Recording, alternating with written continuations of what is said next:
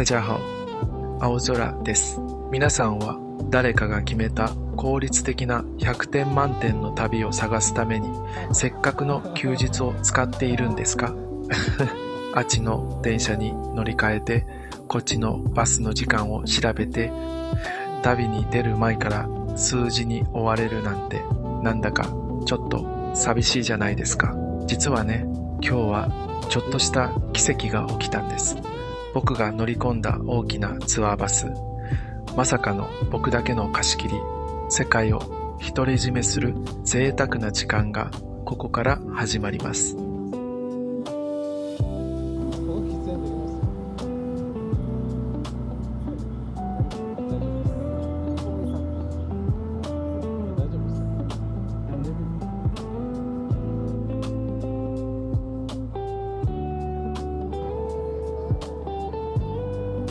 ここ台北駅には全てを飲み込むような膨大な空間が広がっています。どこへでも行ける切符と花をつく駅弁の匂い。でも数字を追いかけるだけの旅はなんだか寂しいじゃないですか。さて、台北駅の喧騒を背に大型バスは静かに滑り出しました。外は懐かしいアジア特有の湿り気を帯びた空気。エアコンの効いた車内から流れる景色をただ眺める。自分でハンドルを握らないってこんなにも心を自由にしてくれるんですね。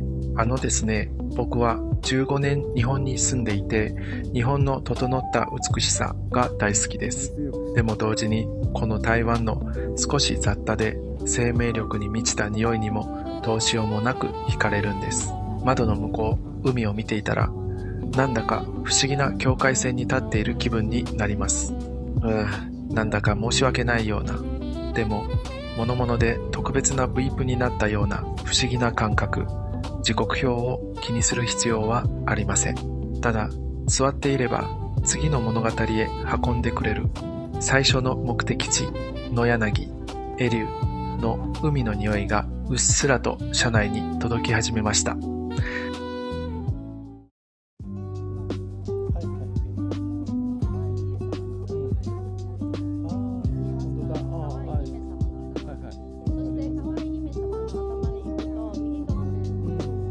さて、バスを降りると潮の香りが一気に押し寄せてきました。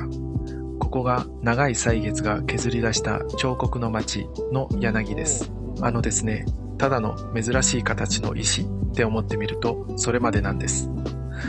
でもガイドさんの声に耳を傾けてみると景色が急に立体的に見えてくる。何千年もかけて風と波が作ったこの形。ガイドさんがあと数年で首が折れちゃうかもなんて言うからなんだか愛おしくなっちゃいました。教科書に載っている知識をなぞるだけならスマホで10分。でもこの土地の歴史と風を同時に肌で感じるのって自力で急いできたら見落としちゃう贅沢ですよね。さて、ガイドさんの後ろをついて歩くうちに目の前の景色がだんだん現実味を失っていくような感覚に陥ります。ガイドさんがね、ある岩を指さしてほらあれ何に見えますっていたずらっぽく笑うんです。じっと見ていたら有名な漫画に出てくる大きな骨付きのもも肉ですよってまさか何千年も前の自然の芸術を肉に例えるなんて。でもそのユーモアのおかげで教科書の硬い文字だった歴史が急に僕たちの日常に溶け込んでくるのがわかります。ですね、足元をふと見るとそこら中に小さな模様があるんです。聞けばこれすべて大昔の生き物たちの化石なんですって。数百万年前、ここは海の底だった。その記憶が今僕が踏みしめているこの硬い岩の中に静かに閉じ込められている。ガイドさんが踏まないでね、彼らは今お昼寝中だからなんていうものだから、歩く足元がなんだか急に愛おしく慎重になります。日本の整えられた博物館ではガラスの向こうにある奇跡、ここ台湾ではただの歩道にそれが転がっていてみんなが普通に歩いてる。この境界線のぬるさ、というか、日常とは手しない歴史が地続きになっている感覚が僕はどうしようもなく好きなんです。ガイドさんの軽快な台湾製の日本語が風に乗って耳を通り過ぎていきます。知識を得るためだけの旅ならきっとスマホで10分でもこの湿った潮風を浴びてくすっと笑いながら地球の記憶に触れる。これこそがツアーという仕組みがくれる心の余白ですよね。効率よく100点満点を取る旅じゃなくていい。ガイドさんの冗談を思い出しながら後で食べる海鮮のことでも考えましょうか。誰かに決められたスケジュールの中に自分だけの小さな心地よさを見つける。贅沢っていうのはきっとそういう場所にあるんです。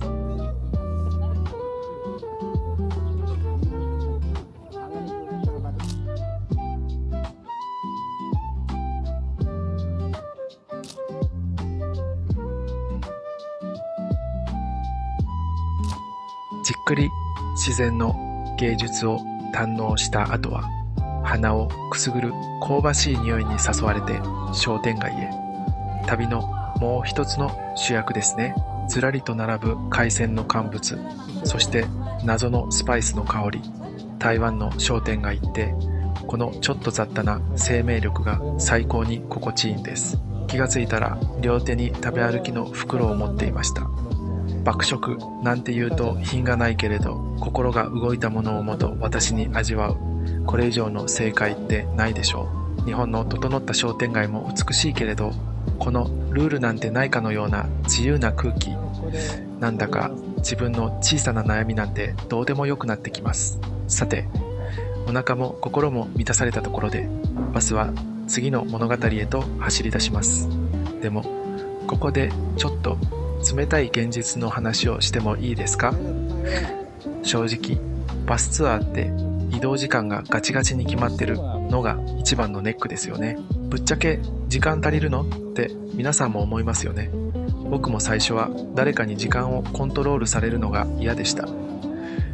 自由になりたくて旅に出るのに制限時間があるからこそその一瞬に集中できるのか、それともやっぱり物足りないのか。次の目的地10分シーフェンでその答え合わせをしてみましょう。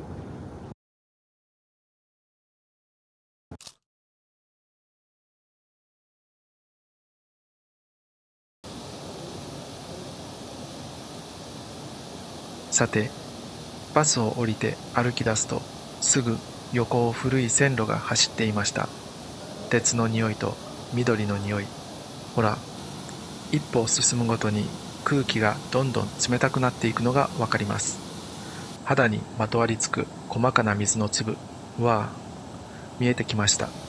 これが台湾のナイアガラと呼ばれる10分幕府です。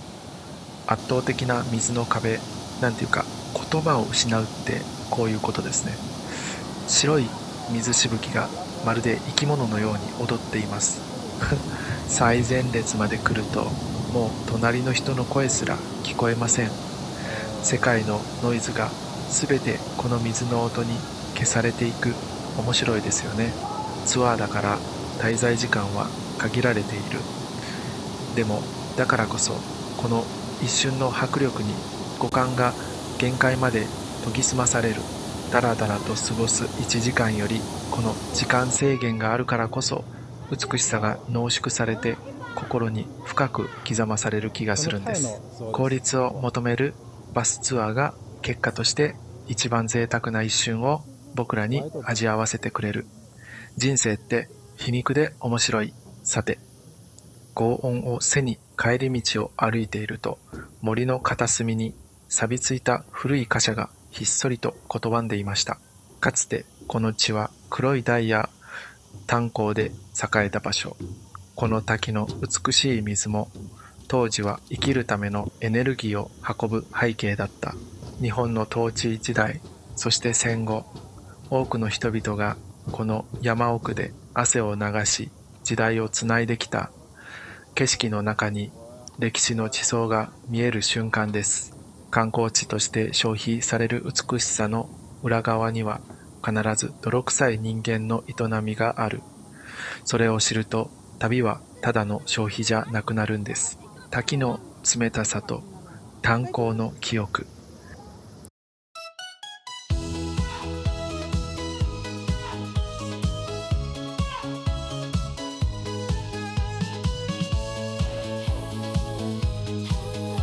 ここまでの放送はご覧のスポンサーの提供でお送りしました。足音高鳴るハートすれ違う誰もが主役の街で君に会う理由を探しているの。受話器の向こうはにかむ声が耳に残って離れないから、お気に入りのステップ合わせて走る。今すぐその笑顔独り占めしたい。高まる鼓動は止められない。世界中で一番輝く季節へ Crazy for you 弾けるメロディーに乗ってどこまでも駆け抜けてゆくの。ときめきが止まらないこの瞬間、笑顔のままで抱きしめていてね。 Crazy for you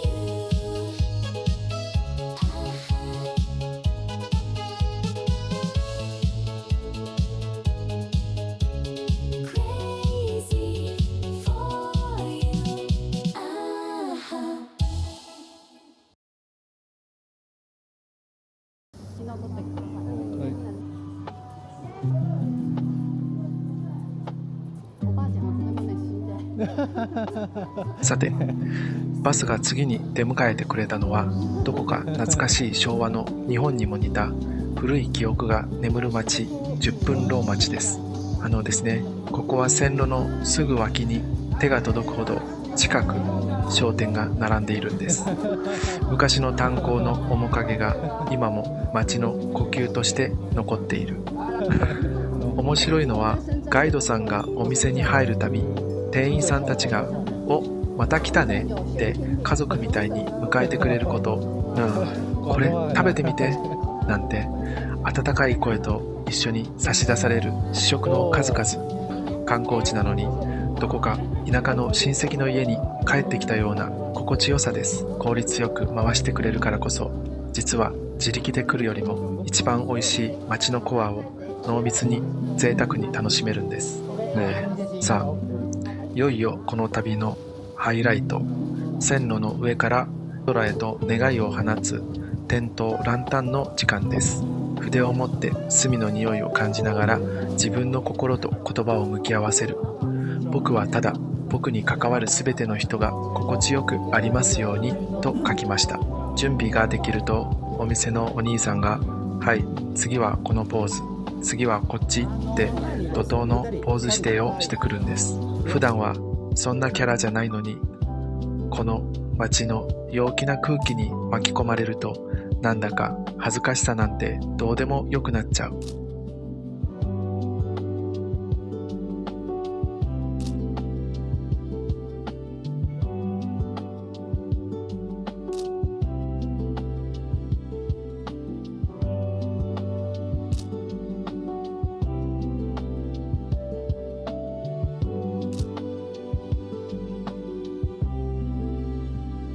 準備はいいですか？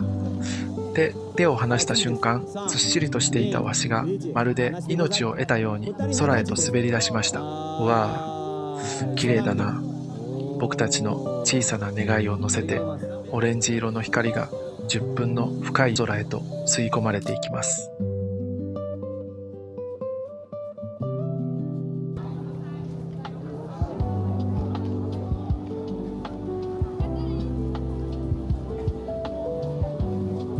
やるか見えるか。さっき隣の人か。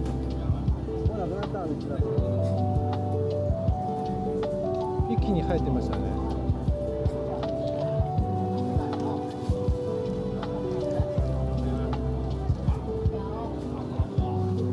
もう一個見ます？ビアありましたね。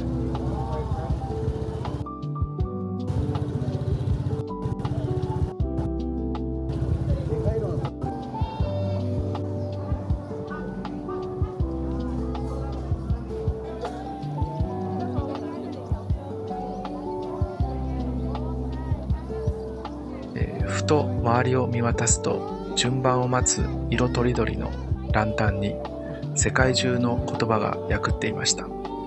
韓国語、タイ語、ベトナム語、英語、ですね、お店のスタッフたちはそれらの言語を軽々と使い分けて指示を出しているんです。本当に感心してしまいます。生まれた国も話す言葉も抱えている悩みもみんなバラバラ。だけどこの線路の上に立つと不思議な境界線が消えていく。みんな何かしらの願いや祈りを抱えて今この瞬間同じ風を感じている。それだけでなんだか人間が愛おしく思えてくるんです。それ早いペースだ。これから同じだ。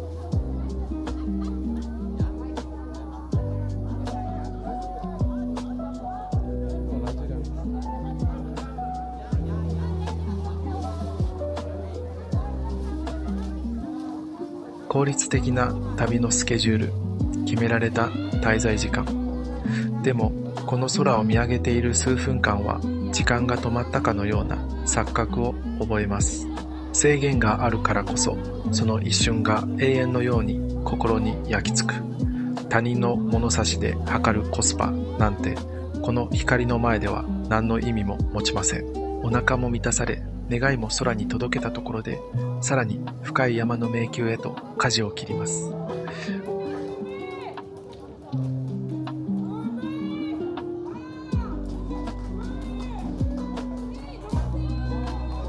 次に向かうのは猫村。効率よくだけど誰よりも濃密に。さあ僕たちの特別なバスの物語をさらに進めましょう。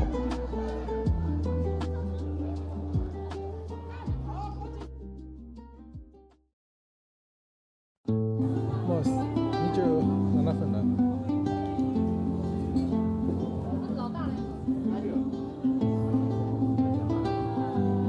さて10分を後にした僕たちはここで一度バスを降りてローカル列車に乗り換えることにしました。窓を開けると山の生暖かい風がガタゴトという鉄の音と一緒に車内に滑り込んできます。ちょっとした気分転換ですね。実はこの車内で一人の素敵な旅人と出会ったんです。定年を迎えてからバックパック一つで台湾中を旅している達人。日本の生活のこと、これからの人生のこと、言葉の壁を越えてふっと深い対話が生まれる。こういう揺らぎが旅を豊かにします。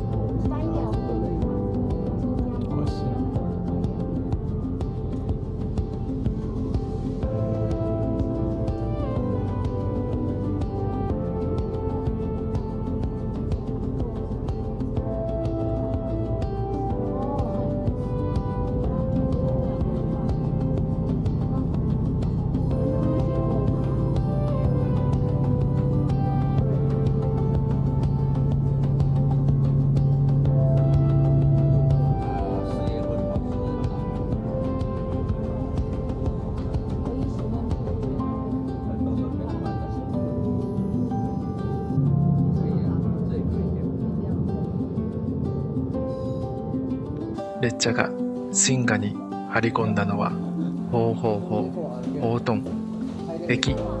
改札を地て一歩海底へ取ると元気ほどたくさんの捜査な住民たちがいんげてくれました。あっちにもこっちにも猫。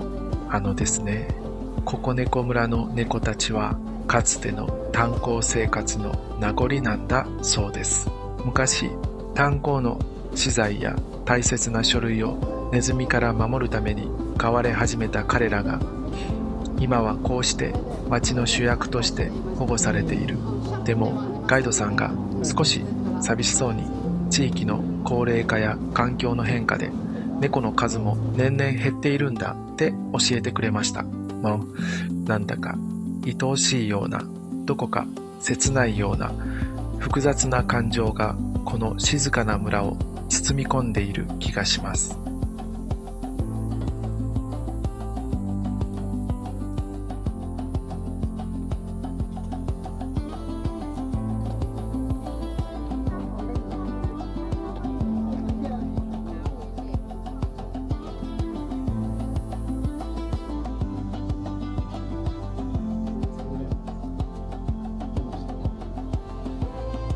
面白いことにこの村は日本の熊本にある天草ともし毎年の結びつきがあるそうで、海を越えた場所で同じ命が愛されている。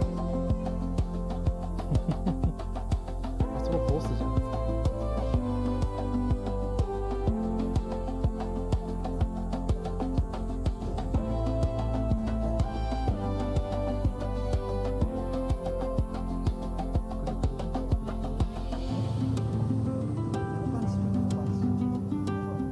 え？言ってました。暑そう。本当だ。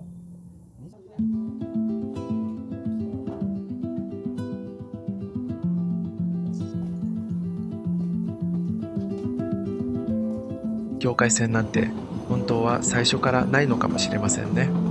商店街の優しいおばあちゃんから買った温かいお茶がお腹に染み渡ります。自力で来ようとすると少し交通が不便なこの場所も、こうしてツアーの心地よいリズムがあるから心に一切の焦りがない。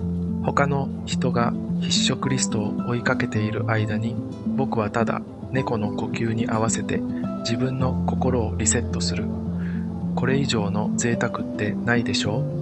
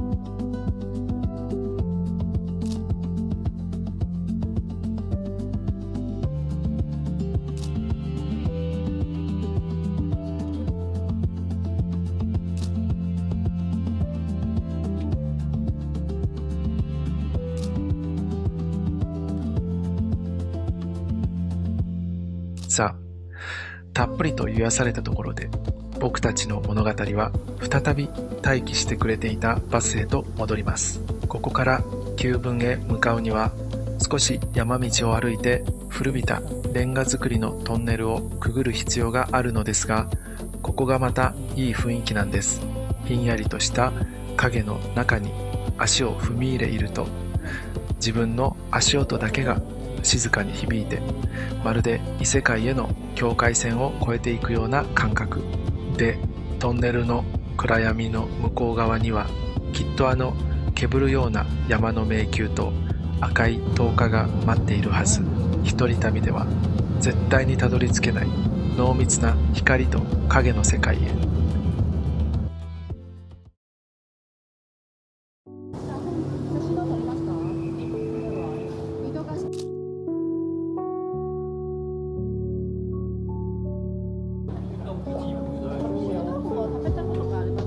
私食べたことあります。さて、山の斜面にへばりつくようにして、その町は夕暮れの霧の中から姿を現しました。旧文ジョーフェンです。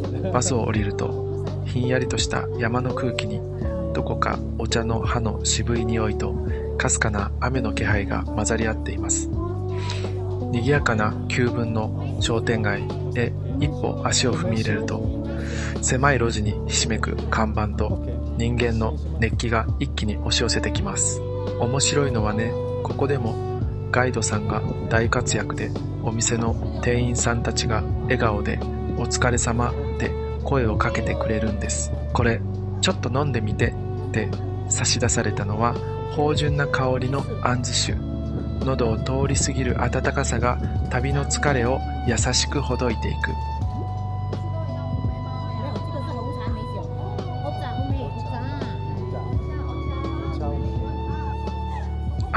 ですね、自力でここまで来ようとすると大混雑の路線バスでずっと立ちっぱなしなんてこともザラなんです。でも僕らは座席に腰掛けてただ流れる景色に心を委ねるだけでよかった。目的地に着く前にすでに心には十分な余白が生まれている。こ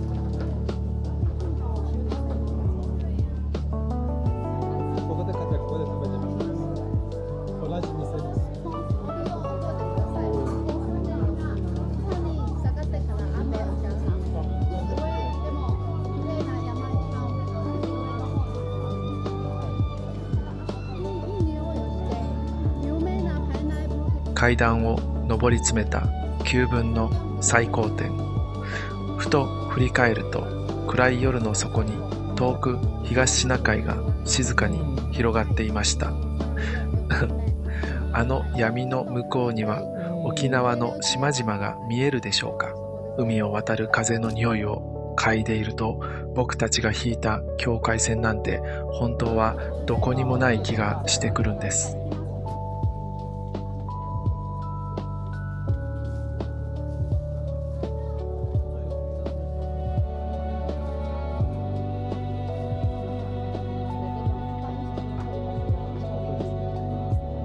人の波に流されるように階段をもとりていくとついに目の前に現れました。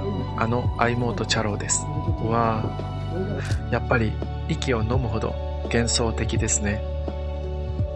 メインストリートからふっと外れて奥の細い路地裏へ迷い込んでみるとどこからか楽器の音が聞こえてきました。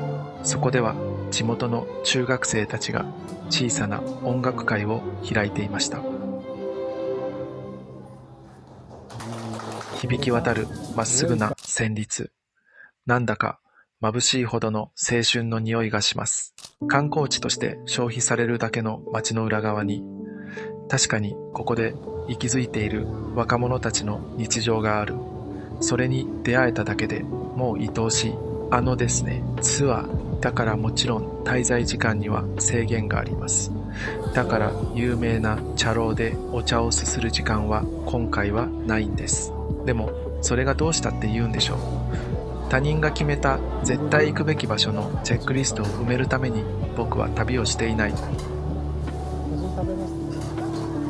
その後は湯気が立ち上る小さなお店で甘辛いタレのしみたるローハンを。ほら、これだけで僕の旅は100点満点なんです。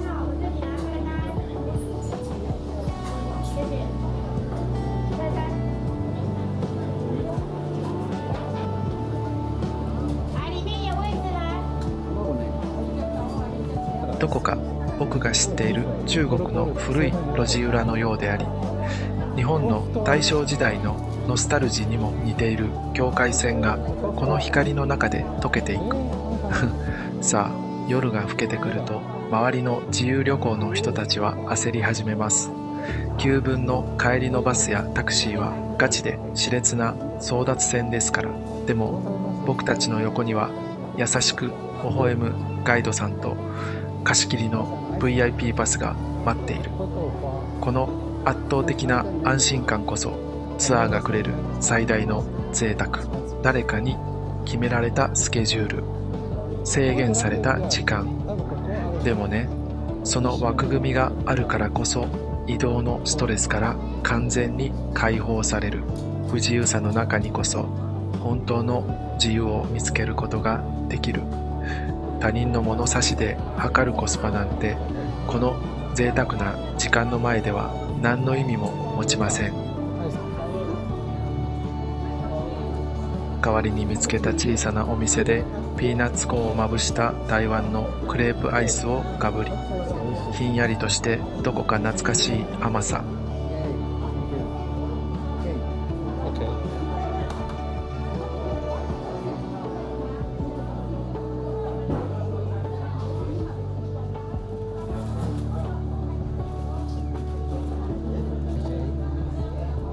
ここで戻るか。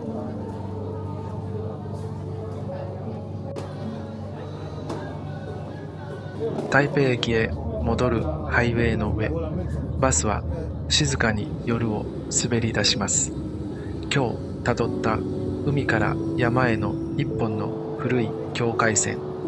おや、ホールの一角がなんだか不思議な熱気に包まれています。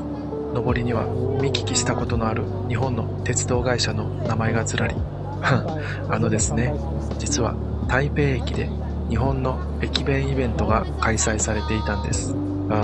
異国の駅の真ん中でこれほど日本の匂いに包まれるなんて。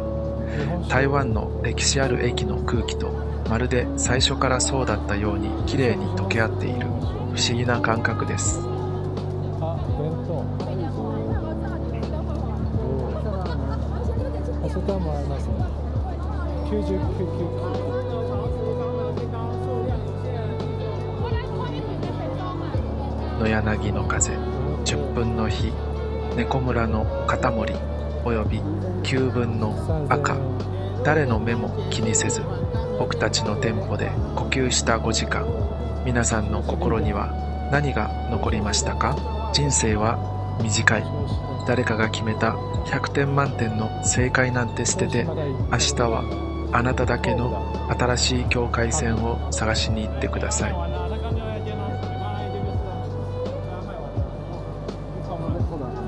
私の実家です。じゃあ、ここにしてください。時間にしてください。登録すればなんかもらえます。導入。美味しそう。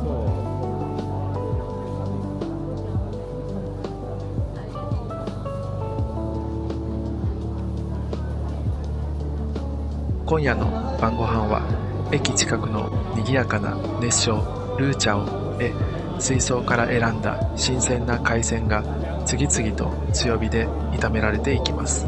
ふふ、ニンニクの香ばしい匂いと冷えた台湾ビール。この泥臭くて愛おしい熱気の中に身を浸していると、ああ、今日もいい旅だったなって心から思うんです。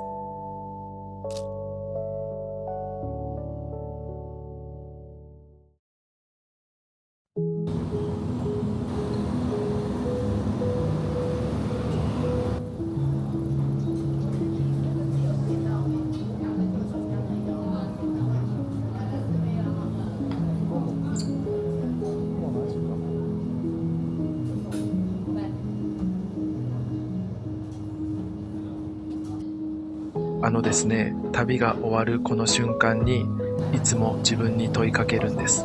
ぶっちゃけバスツアーってありなのかなしなのかって正直に言いますね。時間がガチガチに縛られる。自分のペースで立ち止まれない。それは紛れもないデメリットです。自由になりたくて国境を越えたのに誰かのスケジュールに従うなんて、僕も最初は少し抵抗がありました。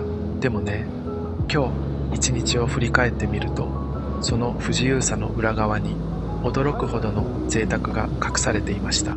移動のストレスがゼロ。座っていれば次の物語へ運んでくれる。あの大混雑の9分から僕らだけが VIP のように帰ってこられた。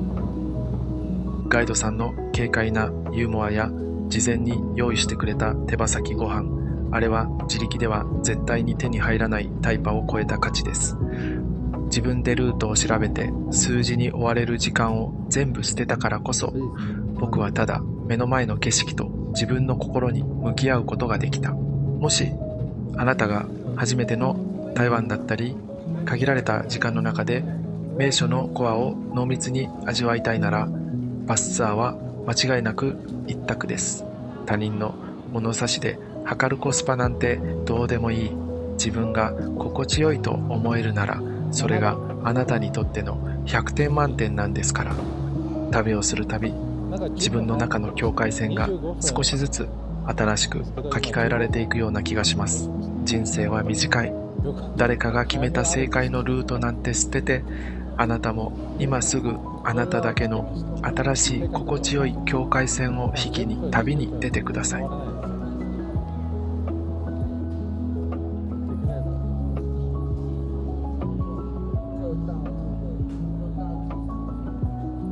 まだ福岡、まだ東京できさて、楽しかった台湾の旅もいよいよ終わりの時間が近づいてきました。僕は今、桃園空港のラウンジにいます。最後のご褒美として、湯気が立ち上る本場の牛肉麺とジューシーな消化ごたえを、やっぱり台湾の具は最後まで僕を裏切りません。これだけのためにまた台湾に来ちゃいそうだななんて、お腹も心もこれ以上ないほど満たされています。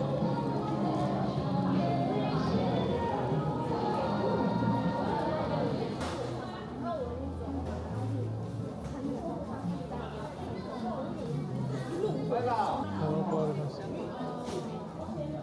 まだあります？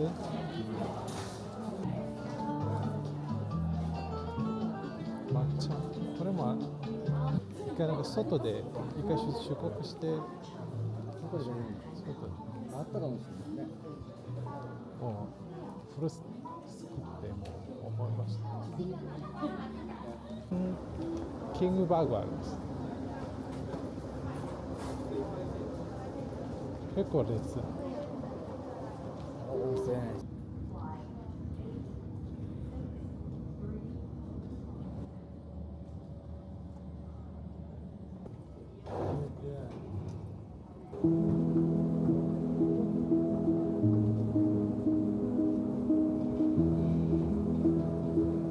搭乗ゲートをくぐり、飛行機の小さな窓から遠ざかっていく台北の街明かりを見つめていると、ふっと思うんです。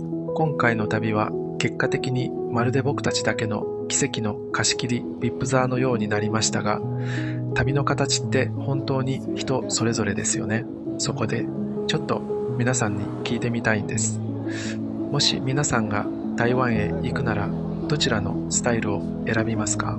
自分のペースで迷子になることすら楽しむのんびり自力旅か、それとも効率よく名所を回って安心に身を委ねるバスツアーか。私はこっちはという理由や皆さんの台湾の思い出をぜひコメント欄で僕にこっそり教えてくれたら嬉しいです。飛行機は静かに成田空港へと着陸しました。ただいま日本、この街の空気を吸うと、異国の風に吹かれていた自分がすっと日常の境界線へと戻っていくのを感じます。ですね、今回の動画が少しでもあなたの新しい旅の参考になったなら、チャンネル登録と高評価で応援してもらえるとすごく励みになります。ちなみに僕が今回使ったツアーのリンクは概要欄にそっと貼っておくので、気になる方は覗いてみてくださいね。人生は短い。誰かが作ったルートをなぞる必要なんてない。次はあなたがあなただけの新しい境界線を見つける番です。シエシエ。